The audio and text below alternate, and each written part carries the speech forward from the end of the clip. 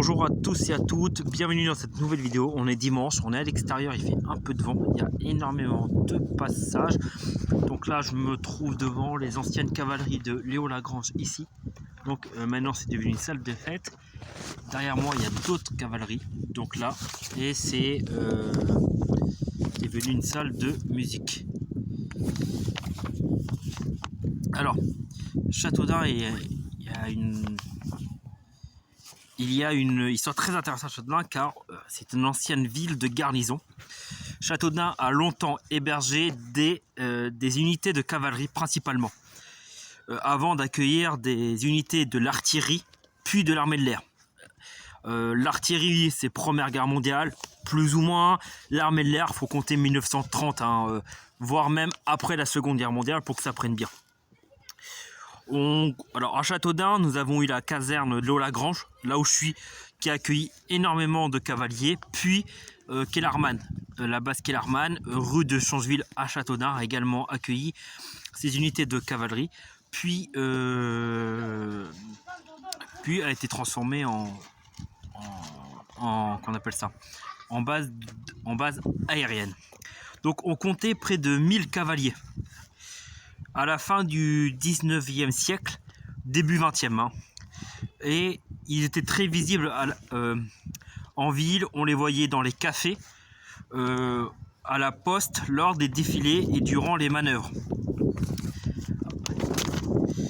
L'auberge, alors à Châteaudun, il y a aussi l'auberge de la Hallebarde, dont le bâtiment existe encore. Et il est situé au 102 rue du Valsat-Aignan, est devenu une caserne en 1969. Les soldats de passage et les troupes qui prenaient leur quartier d'hiver étaient auparavant logés chez les habitants. Et cela créa beaucoup de tensions car les habitants vont se plaindre des militaires car ils ne respectaient pas la maison. Il y avait des histoires de vol, il y avait des histoires d'alcool, donc c'était très compliqué. Et donc en 1784, le couvent des Cordeliers a été réquisitionné pour en faire une caserne de cavalerie, et puis après elle était désacralisée. Donc le couvent a été désacralisé pour accueillir les unités de cavalerie.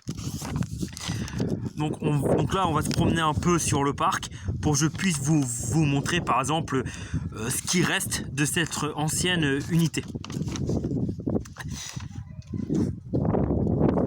Donc là, comme je vous dis, donc là il y a l'ancienne écurie. Donc de ce côté-là, là-bas il y en a encore une autre derrière moi, comme vous voyez.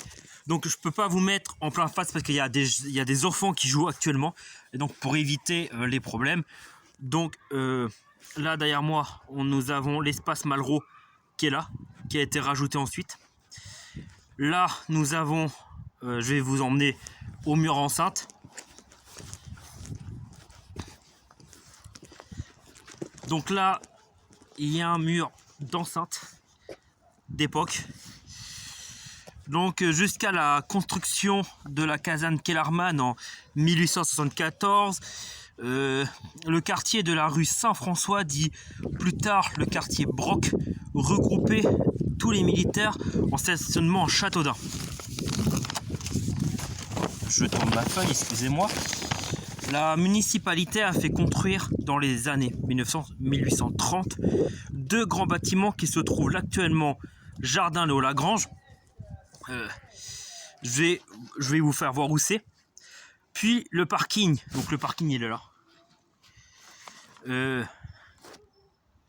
Et l'aire de jeu pour enfants qui se trouve là-bas. Je vais aller vous faire voir tout ça.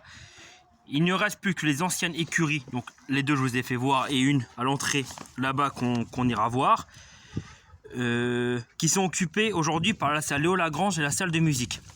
Donc maintenant je vous propose qu'on aille voir le parc de jeux, l'ancien jardin, et on ira voir la dernière écurie qui reste, qui a été vendue.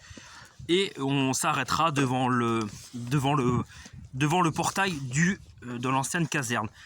Donc le nouveau quartier, terme employé pour les régiments de cavalerie, dit de Kellermann, n'était pas assez grand.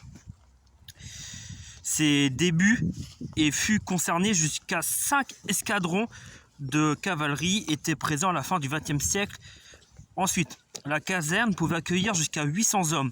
A ensuite été agrandie avec des manèges pour les 600 chevaux et des magasins. Sur l'ancienne place d'armes a été aménagé un jardin public. Donc là, on est sur le Haut-Lagrange. Donc l'ancienne place d'armes, c'est là où il y a été le parking, hein. Donc tout ça, c'est l'ancienne place d'armes. Les chasseurs à cheval ont été remplacés en 1919 par le groupement lourd 3 de chars d'assaut appartenant au 103e régiment d'intérêt spécial, la RAS. Une trentaine de chars lourds, marque V, d'origine britannique a été stationnée ici à Châteaudun avec les 10 seuls exemplaires de chars lourds FCM2C produits par l'armée française. Donc là, on va s'arrêter au parc pour que je vous fasse voir. Donc là, tout ça, c'est le parc de l'Haut-Lagrange, hein. C'est un peu végétageux, il y a beaucoup de végétation. Donc tout ça, c'est qu'est-ce que je vous disais. Donc là, on y arrive dans cette forêt. C'était des monstres de 68 tonnes, les marques V. En 1923, le groupe est transféré en bataillon et quitte Châteaudun pour être transféré à Châlons-sur-Marne pour constituer le premier régiment de chars lourds de l'armée française. Alors, là-bas au fond, il y a le parc. On va pas y aller. Il y a des enfants qui jouent et je veux pas risquer quoi que ce soit avec eux. J'ai vite fait vous faire montrer l'ancienne écurie qui était vendue. Mais je peux pas vous faire passer, je peux pas vous faire voir plus. Donc après, venez à Châteaudun et vous pourrez voir par vous-même. Sera beaucoup plus simple. Donc le quartier Kellermann qui porte le nom du général français Christophe Kellermann, vainqueur de la bataille de Valmy, a été récupéré en 1954 par l'armée de l'air qui la transforme en caserne jusqu'en 2011. Après, avec les coupes budgétaires du ministère des Armées, ils ont dû la fermer. Châteaudun a également eu la Légion d'honneur pour la défense en 1870. Grande bataille aussi, on fera un récit plus tard, si vous souhaitez, de cette bataille. En 1870, qui a été une ville stratégique, avec des hôpitaux durant la Première Guerre mondiale, et sans oublier l'occupation allemande, mais ça c'est une autre histoire. À Châteaudun, je n'ai pas parlé aussi de la base 279 route d'Orléans, mais si vous voulez vous intéresser à cette histoire aussi, il y a l'association Mémoire et Histoire de Ludovic Le Breton qui s'en occupe avec le musée Canopée.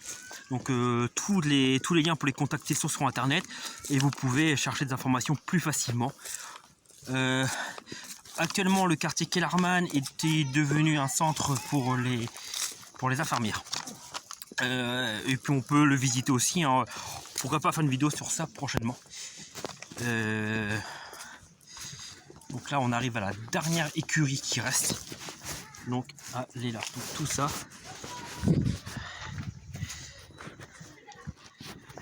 Tout ça là c'est l'ancienne.